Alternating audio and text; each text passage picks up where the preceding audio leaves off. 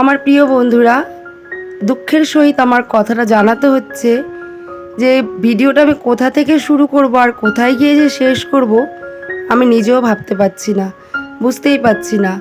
দিনটা ছিল সোমবার, আর সোমবারের পরে আর কোনো ভিডিও করা হয়নি, কারণ কোনো ভিডিও করার কোনো পরিস্থিতিতেই আমি নেই। কিন্তু অনেক দিন হয়ে আমার এর আগেও চ্যানেলটা বন্ধ ছিল, আর এবারও অনেক দিন ভিডিও দেওয়া বন্ধ আছে, এই জন্য তোমাদের জানাতে হচ্ছে। এবং খুবই দুঃখের এবং কষ্টের কথা, এই যে দেখতে পাচ্ছ শ্বশুরমশাই, তো ওনাকে নিয়েই আমরা গেছিলাম কল্যাণী হাসপাতালে ডাক্তার দেখাতে।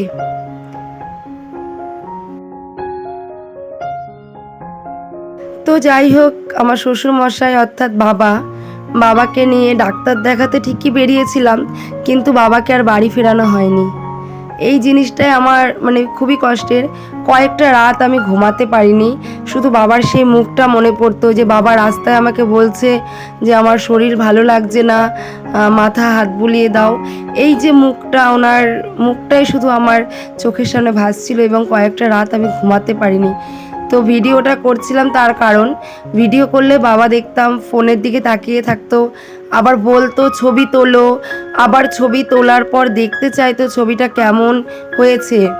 তো এরকম অবস্থায় অবশ্যই ভিডিও করা যায় না, তবে একটু একটু করে রেখেছিলাম। অনেকে হয়তো আমাকে খারাপ বলবা যে এই সময় ভিডিও, তবে ওনার এতটুকু যত্নের ত্রুটি আমি করিনি, আমি বা ছোটো বউ আমরা কেউই করিনি।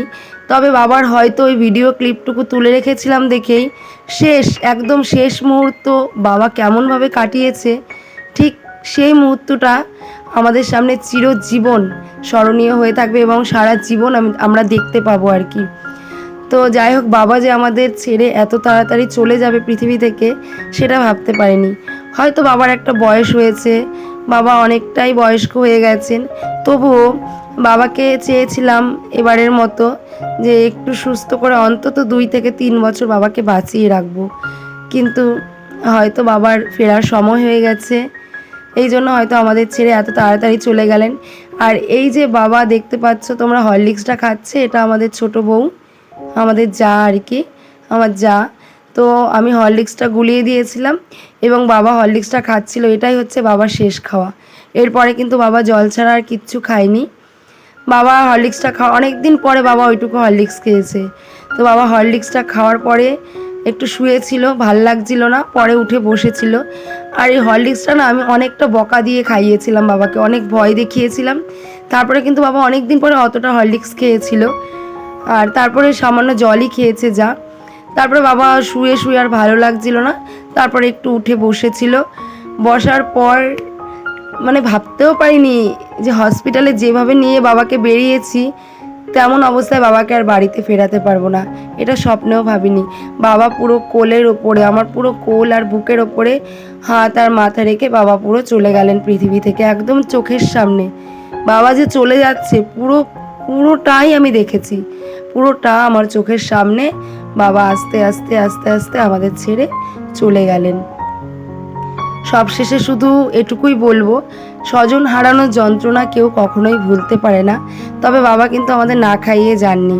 ওই যে সকালে হাসপাতালে বেরিয়েছিলাম, খুব খিদে পেয়েছিল, তো আমরা সিঙ্গাড়াটা কিনে খাচ্ছিলাম, বাবা দেখছিলাম তাকিয়ে তাকিয়ে দেখছিল।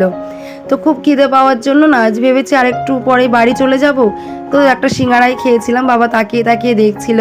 কিন্তু ভাবতে পারিনি যে বাবা অপেক্ষা করছে আমরা কখন খাবো, আমাদের খাওয়াটা কখন শেষ হবে, তারপর বাবা আমাদের ছেড়ে যাবে। আমাদের অভুক্ত রেখে বাবা কিন্তু যাননি। খুব কষ্ট লাগছে, এই ব্যাপারটা কখনোই ভুলতে পারবো না যে চোখের সামনে হাতের ওপরে বাবা চলে গেল। তো যাই হোক, ভিডিওটা তো আর করতে পারিনি, এটুকুই রাখবো ভিডিওটা। সবশেষে এটুকুই বলবো, বাবা তুমি যেখানেই থাকো না কেন অবশ্যই ভালো থেকো, এবং দূর থেকে দেখো, আমাদের আশীর্বাদ করো যেন ছেলে মেয়ে নিয়ে সবাইকে নিয়ে ভালো থাকতে পারি, এই আশীর্বাদটুকুই করো। আর সবশেষে তোমার কাছে ক্ষমাও চেয়ে নেব, যদি কোনো ভুল করে থাকি বাবা অবশ্যই আমাকে ক্ষমা করে দিও, অবশ্যই ক্ষমা করে দিও। আর একটা কথা বলবো, মনুষ্যকুলে যেহেতু জন্ম নিয়েছি, লোভ হিংসা পাপ সবটুকুই কিন্তু মনের মধ্যে আছে, বলবো না কিছুই নেই। বাবাকে হয়তো ভালোবেসেছি, আবার হয়তো কখনো বাবার উপরে মুখ কালো করে কথাও বলেছি। তো যাই হোক বাবা, তুমি সবটাই দেখেছো, সবটাই জানো, ক্ষমা করে দিও। তুমি যেখানেই থাকো ভালো থেকো, আর দূর থেকে অবশ্যই আশীর্বাদ করো। আর তোমার কাজটা যেন ভালো মতো করতে পারি, ভালোবেসে করতে পারি, এটুকুই শুধু আশীর্বাদ করো বাবা।